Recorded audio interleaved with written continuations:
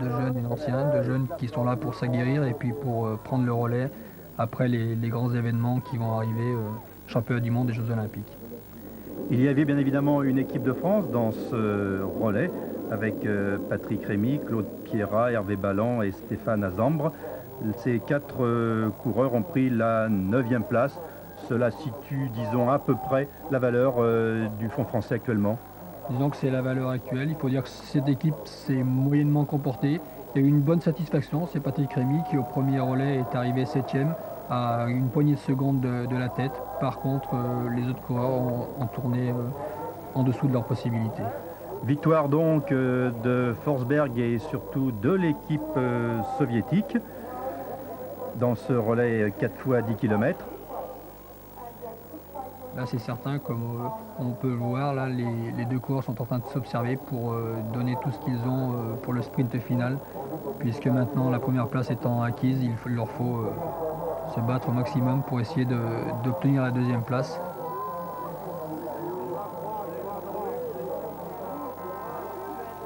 Sprint pour la 2e place entre Johnson à droite en blanc et Fauner, l'Italien, à gauche. Et c'est finalement l'Italie qui prend la 2e place de justesse devant la Suède, la 2e équipe de Suède. Vraiment une équipe de Suède omniprésente avec deux équipes sur le podium, pratiquement un doublé, ce qui reste pratiquement exceptionnel pour une nation.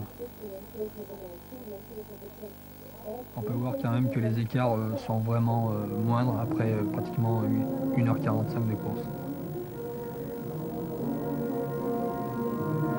Nous n'avons pas oublié les dames, car il y avait aussi une Coupe du Monde des dames au saisie avec le 5 km. Et tout de suite en action, la soviétique Egorova et la suédoise Westin. Nous sommes déjà dans le vif du sujet avec ces deux dames, deux des meilleures au monde. C'est vraiment une épreuve de 5 km très difficile, sûrement l'épreuve de ski de fond la plus violente, avec un temps de course qui est en dessous des 15 minutes.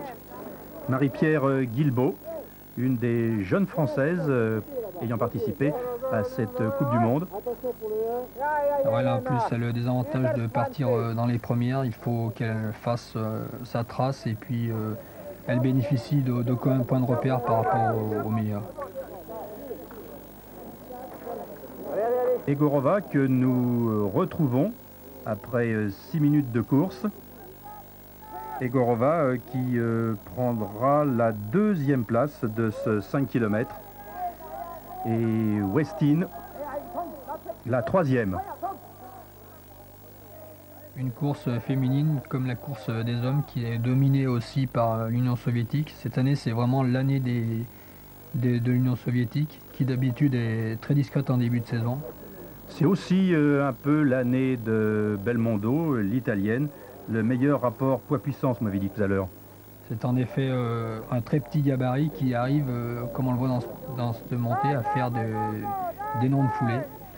Vialbé, c'est celle qui occupe actuellement la 1re place de la Coupe du Monde. C'est la raison pour laquelle elle porte un maillot jaune, comme tout à l'heure Smirnov chez les messieurs. On la voit ici qui passe quand même avec une avance confortable après 1,5 km. Vialbé, Egorova, Belmondo, c'est un classement tout à fait logique en ce début de saison. C'est vrai que depuis le début de saison, Vialbé et Belmondo ont dominé. Belmondo en gagnant les épreuves de technique libre et Vialbé en gagnant celles d'alternatif, de technique classique.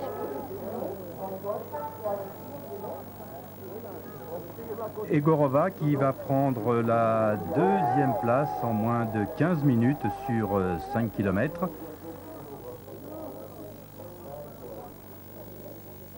Quant à Westin, elle est battue par Egorova et elle ne prend que la 3e place. On remarque quand même que les écarts sont moindres pour le podium.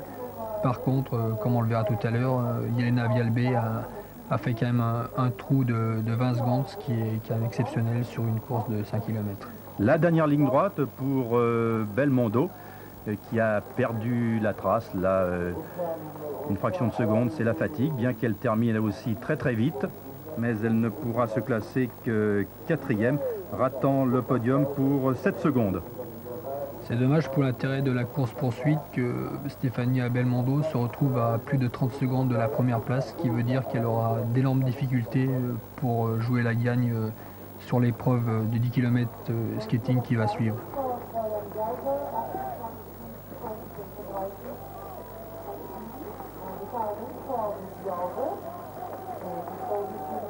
On peut dire quelques mots des Françaises qui ont fait des performances moyennes par rapport à ce qu'elles avaient laissé entrevoir en début de saison sur la Coupe du Monde. 51e Giry Rousset, 57e Monsigny, 60e Villeneuve, 63e Didier Laurent. Je pense que les Françaises valent beaucoup mieux que ça. Et la saison est longue, les championnats du monde sont dans un mois et les Jeux Olympiques dans 13 mois. Elles ont le temps de s'améliorer. Sans, bien évidemment, pouvoir inquiéter tout de même Vialbé, qui est actuellement la meilleure au monde et qui termine donc à la première place de ce 5 km en style classique. C'est certain que les Françaises ne sont pas à leur place, mais bon, elles ont bénéficié de conditions d'entraînement très dures et puis elles ont eu une belle course en début de saison, ce qui les a peut-être un peu déstabilisées et maintenant elles ont du mal à retrouver leur niveau. Vous avez vu le classement du 5 km. Pour le 10 km, on prend les mêmes, bien entendu, et on recommence. Mais on part avec les écarts de l'épreuve précédente. Cela veut dire que c'est Vialbé qui prend le premier départ de ce 10 km poursuite. C'est une épreuve qui est très spectaculaire puisque le classement est immédiat. Il est très facile à visualiser et à comprendre. Et puis il y a souvent des belles bagarres pour les podiums, pour les meilleures places. Il y a eu une belle bagarre aussi au sein de la FIS en ce qui concerne le bien fondé de cette discipline. En effet, les pays scandinaves qui sont toujours un peu à la traîne ont du mal à officialiser cette nouvelle discipline. Je pense qu'ils ont un peu tort puisque ça relancerait un peu le ski de fond au niveau des médias et au niveau du public et il en a bien besoin. Là, on peut voir la lutte pour la deuxième place avec Egorova et Vestine, suivi par Dibental et par un beau peloton là, de jeunes personnes. C'est pratiquement une course en ligne à laquelle nous assistons. Il est certain que la deuxième épreuve en technique libre ne facilite pas vraiment les déplacements. Il aurait été plus judicieux d'inverser les techniques, de faire le libre en premier, de faire le classique, ce qui permettrait des déplacements plus aisés. C'est vrai qu'en skating, il est très difficile sur une piste étroite de doubler la concurrente précédente. Là, pas de problème pour Vialbé qui est parti la première et qui va rester en tête jusqu'à l'arrivée, qui va conserver et même accentuer légèrement son avance. Indiscutablement, Vialbé est la meilleure chez les dames depuis le début de saison. Il est certain qu'Elena Vialbé a un peu tué le suspense de la course en ayant une avance de plus de 20 secondes sur l'épreuve du 5 km. Cependant, la bagarre a été belle pour la deuxième place. On a vu un beau retour de Stefania Belmondo qui s'affirme comme une des meilleures athlètes puisqu'il faut savoir qu'elle est seulement dans ses premières années de senior. Vialbé qui était parti avec 20 secondes, c'était l'avance qu'elle avait obtenue la veille sur le 5 km en classique. Là on voit dans la petite montée comme la puissance de ce petit gabarit qui arrive à garder une bonne vitesse et à grignoter mètre par mètre sur sa précédente Egorova. Un parcours terrible, il est vrai qu'il a été tracé par Jean-Paul Pirat. Jean-Paul Pirat qui a été pendant longtemps le meilleur fondeur français et qui sait de quoi il en retourne. Et indiscutablement, il a tracé un parcours qui ne laissera rien au hasard l'an prochain aux Jeux Olympiques. Il est certain que le parcours est de toute beauté. Il a été très apprécié par tous les compétiteurs. Il est vraiment très technique et très physique. Et pour décerner des titres olympiques, il est ce qu'on pouvait rêver de mieux. Vialbé, toujours en tête, qui vient de jeter un regard derrière elle, mais qui a pu constater que l'écart avait encore augmenté légèrement sur Belmondo et Egorova. Belmondo qui vient d'arracher la deuxième place à Egorova et qui maintenant va essayer de poursuivre Vialbé. Je pense qu'elle a quand même à ce moment-là précis de la course l'espoir de la rattraper. On est toujours à la merci d'une défaillance. On espère toujours la défaillance de la personne qui est devant nous ou la chute. Alors on donne toujours le maximum, mais ça sera quand même très difficile. Là on peut voir Vestine qui par contre en technique libre cette année ça n'a pas l'air d'être son point fort et elle commence à perdre du terrain et à perdre de plus en plus de place. Vestine qui effectue effectivement une fin de parcours assez difficile alors que Vialbé a toujours son rythme aussi soutenu à un peu plus d'1 kilomètre de l'arrivée. Et sur cette image, nous pouvons constater l'écart entre Vialbé et Egorova et Belmondo. Belmondo s'est complètement détaché d'Egorova et elle va sans problème vers une deuxième place. On voit que les filles, contrairement aux messieurs, dans les montées très raides, avancent beaucoup plus en rythme en coupant la foulée pour pouvoir juguler ce manque de puissance qu'elles ont par rapport aux hommes. Un seul regret, et on l'a déjà dit, mais je crois qu'il faut le redire, l'absence de spectateurs au cours de cette Coupe du Monde, c'est bien dommage. Les absents ont eu tort car on a vraiment assisté à une série de courses de très haut niveau.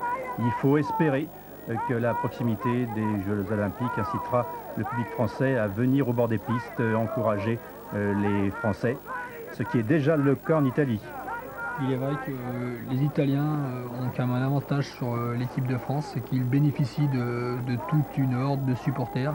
C'est vrai aussi qu'ils ont les résultats pour eux et il est beaucoup plus facile pour quelqu'un de venir supporter une équipe qui gagne qu'une équipe qui est en passe de devenir, qui essaye de s'affirmer et qui n'obtient pas encore de très bons résultats. Ceci explique peut-être un peu le manque de passion du public. Vialbé lève les bras, elle gagne le 10 km et le classement général de la course poursuite avec une confortable avance sur Belmondo qui prend donc la deuxième place, l'italienne qui avait réussi et qui a réussi un remarquable début de saison. Derrière la numéro 4 Belmondo, on aperçoit la soviétique Egorova qui va donc prendre la troisième place. C'est donc le podium de cette course-poursuite, Vialbé, Union soviétique, Belmondo, Italie, Egorova, Union soviétique. Là aussi, en fond, chez les dames et chez les messieurs, triomphe soviétique. Ça promet, je crois, Dominique Locatelli, quelques hymnes nationaux soviétiques en février 1992. J'espère que vous n'avez pas raison et qu'on verra des hymnes plutôt européens et pourquoi pas français, mais c'est vrai que l'équipe d'Union soviétique est très forte et qu'ils n'ont pas l'air de baisser le pied et ils n'ont pas l'air de vouloir laisser des victoires aux autres. Là on en voit encore pour preuve le sprint pour la 4e place entre une soviétique et une allemande. On voit que c'est des compétiteurs qui ne laissent rien aux autres et qui se battent pour chaque centième. Fin de parcours, on peut le constater encore difficile pour Vestine, qui ne prend que la 9e place. Elle n'est pas vraiment à sa place. Donc elle a sûrement des problèmes avec sa technique, puisque au niveau conditions physiques, ça a l'air au point, du fait qu'elle fait 3e en classique, mais elle a du mal à avoir un ski performant en libre. Alors à l'image, on voit Jelena Vialbé qui n'a pas l'air trop éprouvée de ces 10 km. Et qui vient d'endosser son maillot jaune, car elle occupe toujours la première place de la Coupe du Monde.